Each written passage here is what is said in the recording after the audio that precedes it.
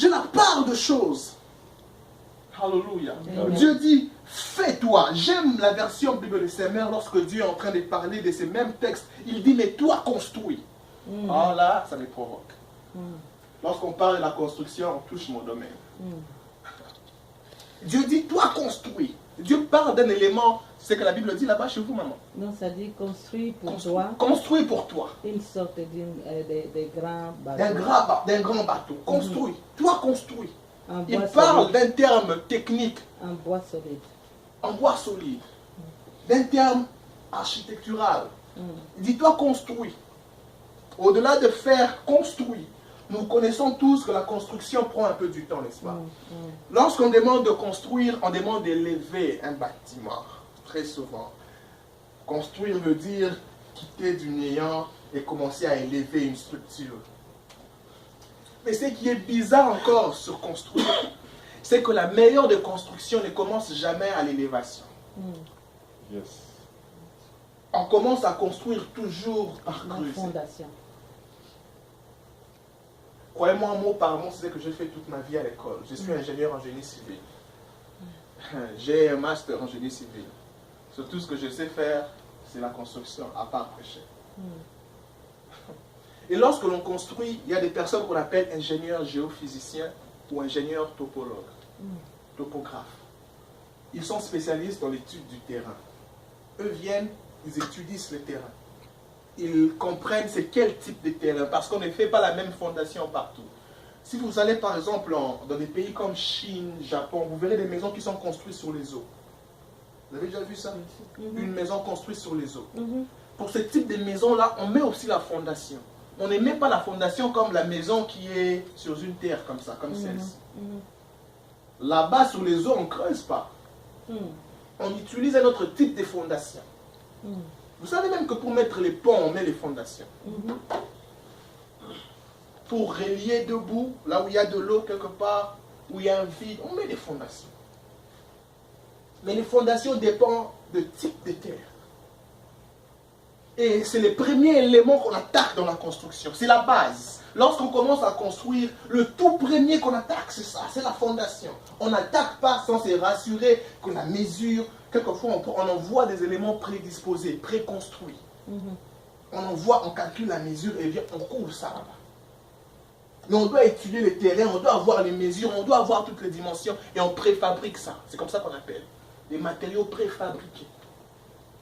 Alors, Dieu, lorsqu'il veut commencer à construire avec Noé, Dieu dit, toi, construis-toi, fais-toi, le verset 14, fais-toi une arche de bois de gopher.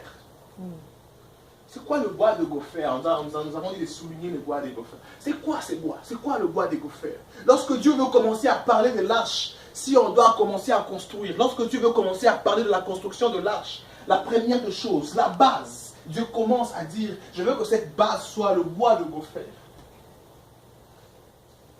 J'ai fait un peu l'étude sur ces bois ici parce que ça m'avait tiqué. Je voulais savoir qu'est-ce que c'est le bois de gopher. Et dans la Bible, vous verrez comme ça différents types de bois. Quelqu'un a déjà entendu parler d'un bois dans la Bible? Oui, le bois d'acacia. Le bois d'acacia. Quelqu'un d'autre? Alors, allons quand même faire un tour dans la Bible, nous allons voir quelques versets où la Bible parle de bois. Alors par exemple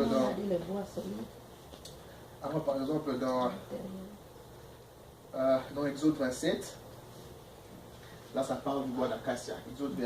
Exode 27, le premier verset. Exode 27, le premier verset. Nous devons être rapides. Tu feras l'autel de bois. De bois de quoi? Tu feras l'autel de bois d'acacia.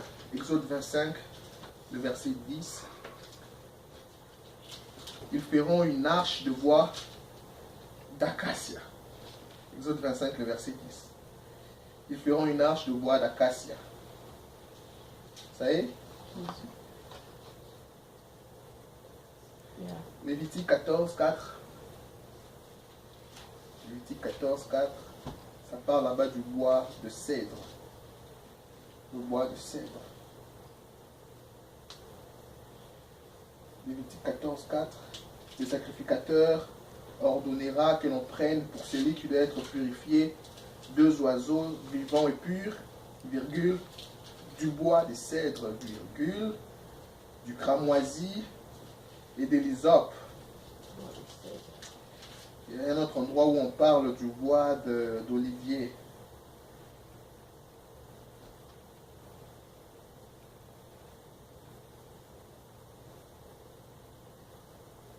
Je suis en train de chercher où on parle du bois d'olivier. Donc, prenons par exemple Deutéronome 10.1.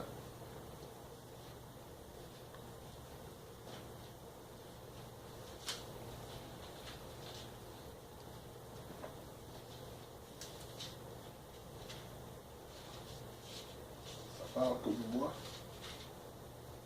En ce temps-là, l'Éternel me dit, taille 2 pierres comme les premières et monte vers moi sur la montagne. Tu feras aussi une arche de bois. J'écrirai sur ces tables les paroles qui étaient sur les premières tables et que tu as brisées, et tu les mettras dans l'arche. J'ai fait une arche de bois d'acacia. Vous avez vu ça? Mais pourquoi lorsque Dieu demande à Noé de bâtir l'arche, qu'on appelle communément l'arche de Noé, Dieu choisit le bois qu'on appelle le gopher? Quel était l'élément spécial dans le bois qu'on appelle les gophers? Parce qu'aujourd'hui, l'école de Noé va nous enseigner la particularité. Le thème d'aujourd'hui, c'est la particularité. Dieu demande de choisir le bois de gopher parce que le bois de gopher était particulier. D'ailleurs, en lisant la Bible, Genèse chapitre 6, le verset 14 est le seul endroit où vous verrez parler du bois de gopher dans toute la Bible. Dans toute la Bible, il n'existe plus d'endroit où on parle encore d'un bois qui s'appelle le bois de gopher. Et les chercheurs ont fait des investigations pour savoir qu'est-ce que c'était ce bois, à quoi ressemblaient ces bois. Ils n'ont pas pu avoir de précisions claires. Ils ne savent vraiment pas qu'est-ce que c'était ces bois. Ils ne savent pas où est-ce qu'on peut retrouver ces bois ici. Cependant, lorsque Dieu demande à Noé de construire, Dieu demande à Noé de chercher le bois de gopher. On trouve ça où je ne sais pas. C'est comme ça que j'étais en train de dire précédemment que l'appel doit te faire retourner à l'école. Il devait investiguer et savoir c'est quoi le bois des gophers. Parce que si Dieu demande de prendre le bois des gophers et vous prenez un bois qui est semblable au bois des gophers, mais qui n'est pas le bois des gophers, vous payerez cash. Le bois des gophers avait une particularité, c'est que ce bois était solide naturellement. La particularité du bois de gopher, c'est qu'au-delà du bois d'acacia, le bois de gopher était solide, l'axe solide. Il y a quelques commentateurs qui disent que ce bois peut durer plus de 1000 ans à 2000 ans lorsqu'on le retire, naturellement. Plus de 1000 ans à 2000 ans. Le bois de gopher, lorsqu'on le découpe et on le déracine, ça peut durer de plus de 1000 ans par elle-même. Et par la nature. Et lorsque Dieu demande à Noé de bâtir, Dieu dit, ne prends pas n'importe quoi. Prends-moi que le bois de gopher. Seigneur, j'en trouverai où? Je ne sais pas. Il ne le dit pas où le trouvera. Mais Dieu se rassurait que lorsqu'il disait à Noé, il n'a pas parlé d'acacia, il n'a pas parlé de cèdre, mais il a parlé de gopher. Certains autres croient que toutes les matières premières n'ont pas encore été découvertes. Nous serons étonnés que les scientifiques vont encore découvrir d'autres matières premières qui semblent ne pas encore exister ou qui semblent ne pas être considérées comme matières premières, comme ressources premières. Et je pense qu'il apparaîtra des bois qui sont plus que de bois, qui auront des valeurs plus que des valeurs que nous leur donnons. Parce que les matières premières ne sont pas vues sur la surface. L'or et les diamants et toutes ces choses-là, on ne le voit pas sur la surface. Très souvent. Très souvent, lorsqu'on va à Kabeaka Mwanga là-bas, tu connais là-bas, n'est-ce pas? À Kabeaka Mwanga.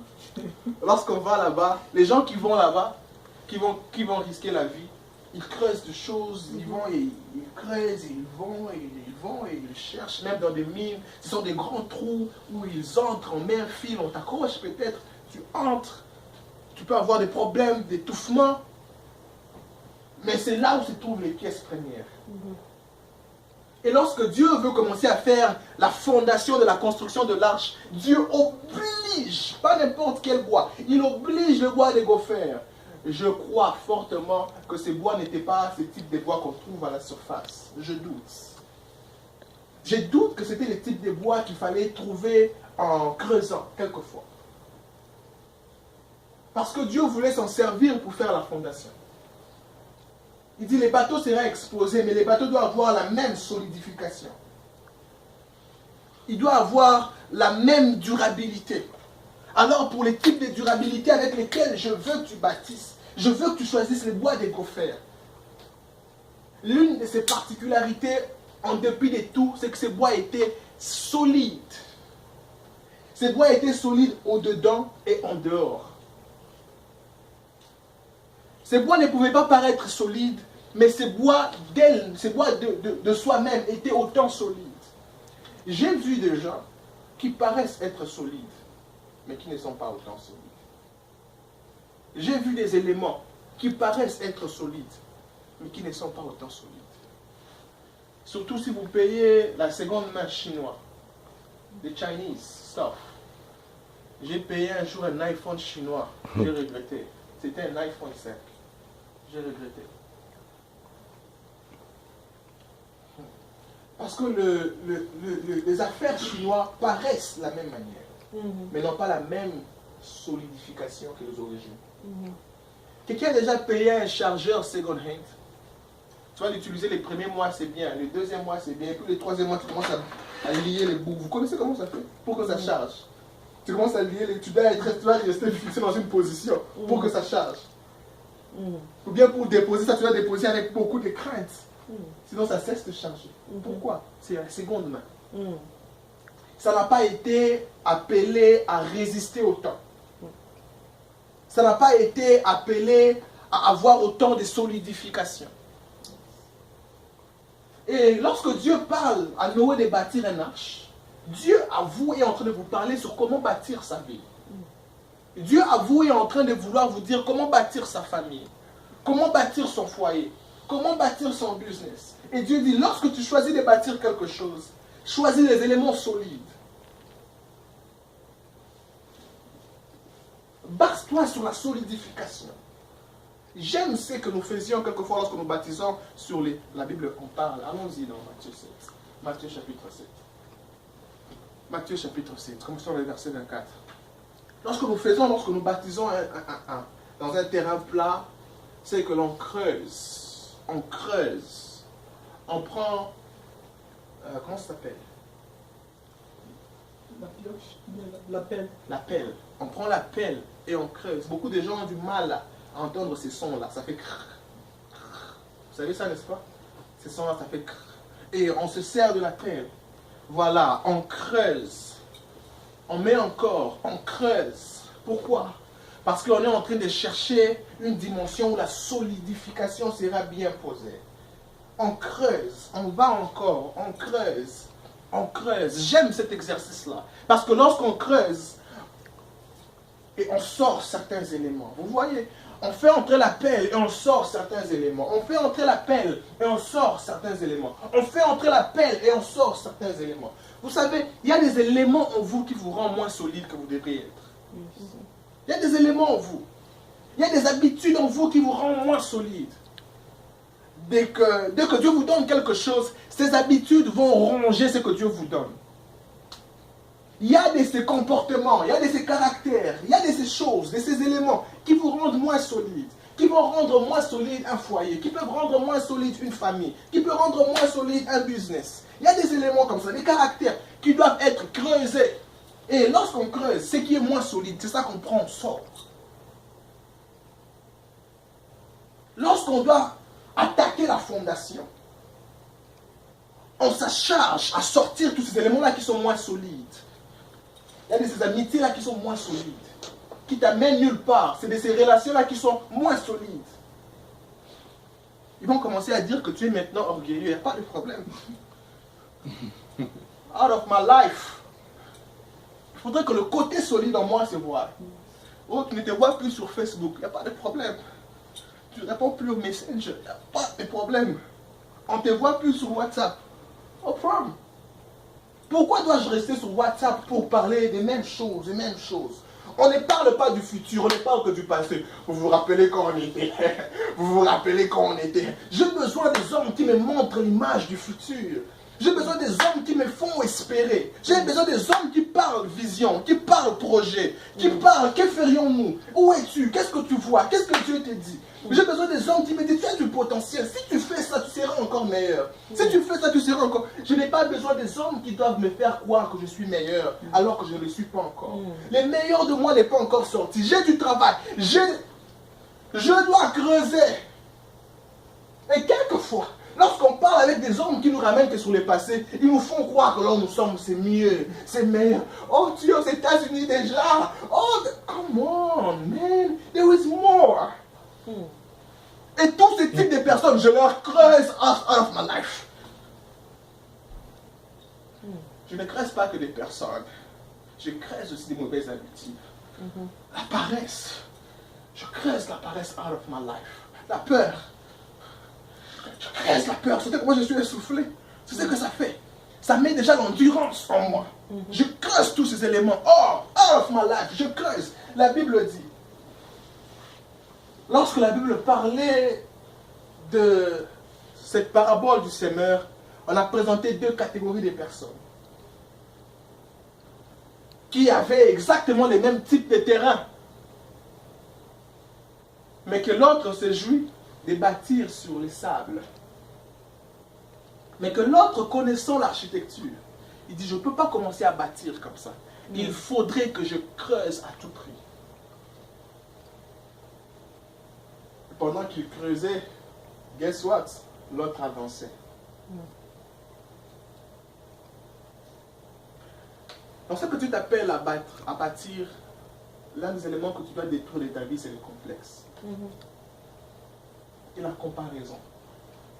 Le complexe et la comparaison sont deux choses qui vont te faire croire que tu es soit en avance, soit en retard. Tu risquerais de commencer à te juger en disant, hein, regarde lui. On a commencé au même moment. Le commencement de l'un n'est toujours pas le commencement de l'autre. Au commencement, la terre était en forme vide. C'est ça quelquefois le commencement. Le commencement se présente par l'informe et les vides, quelquefois. Le commencement. Et lorsque je commence, il se pourrait que l'autre aussi a commencé. Mais que lorsqu'il a commencé, son bâtiment va un peu plus vite. Frère, ne te compare pas inutilement à qui que ce soit.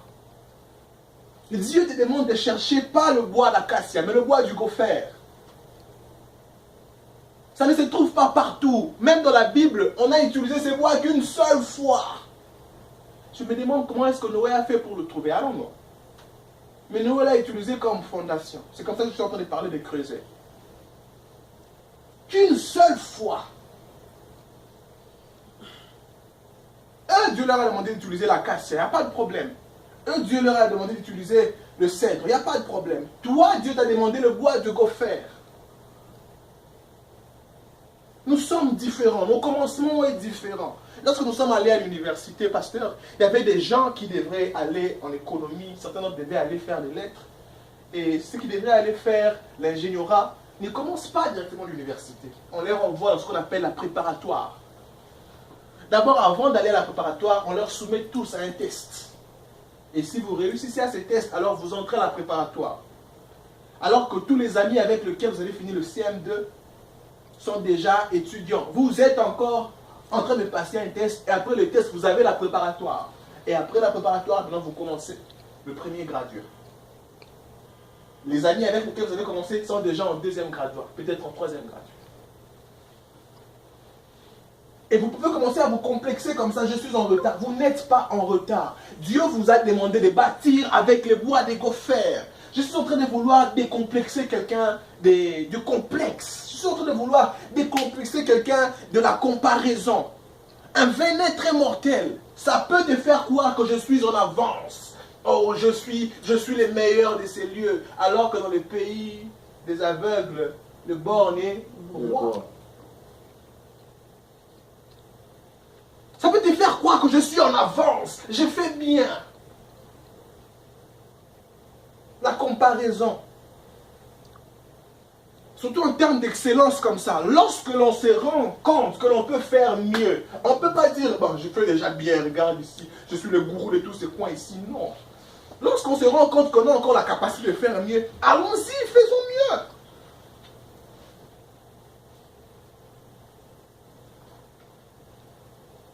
Celui-là pouvait être en train de creuser, regarder de l'autre côté, voir son ami déjà premier étage, deuxième étage, troisième étage peut-être. Lui, il est encore en train de continuer à creuser. Il faut creuser, il faut commencer à mettre les dates, il faut se laisser se solidifier.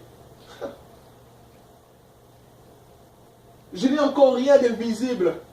Je n'ai encore rien de palpable. Mais regarde les amis avec lesquels nous allons commencer. Tu vas mourir pour rien.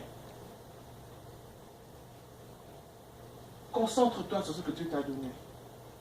Concentre-toi sur ce que Dieu t'a appelé à bâtir. Et lorsque Jésus dans Matthieu chapitre 7 parle de ces proverbes sur comment il faut bâtir, il commençait à dire que bâtir c'est comparable à un homme qui entend la parole et qui ne s'arrête pas qu'à entendre, mais qui va encore et puis qui agit sur la parole qu'il a entendue. Et le verset 27, il dit, c'est pourquoi quiconque entend ces paroles que je dis et les met en pratique, il ne s'arrête pas en disant, écoutez la parole. Voyez, c'est bien d'écouter la parole. J'aime le fait qu'on vienne, qu'on partage la parole. C'est bien d'écouter la parole. D'ailleurs, la foi vient de ce qu'on entend. Romains 10, chapitre 17. Et ce qu'on entend vient de la parole de Dieu. La foi vient de ce qu'on entend, c'est vrai. Mais Jacques dit encore, à quoi sert la foi? Sans œuvre. Jacques dit que la foi sans œuvre est une foi morte. Une foi vaine. You said good. Une foi complètement vaine. Elle ne sert à rien. Il est en train de dire ici que la solidification ne vient pas que lorsque tu entends la parole, mais lorsque tu mets en pratique ce que tu entends. Yes. Le bois de gopher, pour la plupart d'entre nous, c'est la mise en pratique de ce que Dieu nous a déjà dit.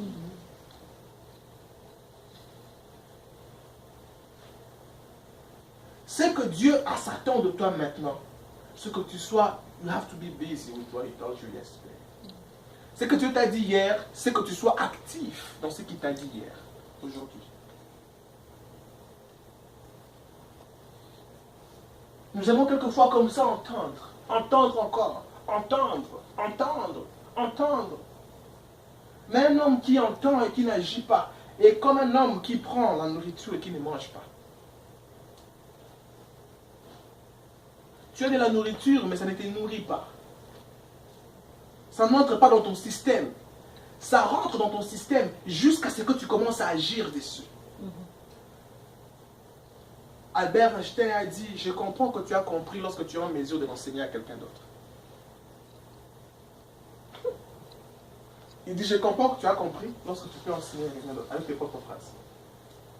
Est-ce que vous savez qu'après les cultes, quelquefois, on demande des pasteurs à prêcher quoi? Les gens ne savent même pas que les pasteurs, c'est que les pasteurs a prêché.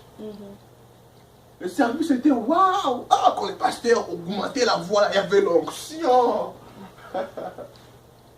Mais qu'est-ce qu'il a enseigné? C'était quoi le thème? On ne sait même pas c'était quoi le thème. On parlait sur quoi? On ne sait même pas. Ça ne te nourrit pas. Or, la solidification dans laquelle tu reçois, tu ne la reçois pas en écoutant la parole. Tu la reçois en mettant en pratique. Il dit, est-ce que tu as la Bible en version message, in English? Tu m'avais béni. Il dit, il est semblable à un homme prudent, celui qui écoute, qui met en pratique. Il est semblable à un homme prudent, qui lorsqu'il bâtit, il bâtit sur un roc. Et Dieu compare ce roc-là à Jésus-Christ, comme une fondation. D'ailleurs, l'apôtre Paul, dans 1 Corinthiens chapitre 3, un peu plus bas, je crois vers le verset 10, il dit, je n'ai pas placé notre fondation, à savoir Christ. Il dit, j'ai bâti comme un sage architecte. J'ai bâti, mais j'ai bâti non pas juste en bâtissant, j'ai bâti comme un sage architecte. Et lorsque l'on bâtit sa vie, l'une des manières excellentes avec laquelle Dieu veut bâtir ta vie, ce n'est pas qu'en te faisant écouter la parole, c'est en te mettant dans un secteur où la parole que tu as absorbée passe par toi pour bénir quelqu'un d'autre. Je suis fatigué des membres des églises comme ça qui viennent assister au culte, mais qui sont d'ailleurs ineffectifs même dans leur famille. Il y avait des temps dans le temps où quand quelqu'un s'est converti, même dans sa famille, s'il ne dit pas, on sent qu'il s'est converti. On sent. Mais de nos jours, quelqu'un s'est converti, les gens qui restent à la maison disent, ah, votre église là. Si je vois ton pasteur, je vais lui dire qu'il a encore beaucoup de travail à faire avec toi.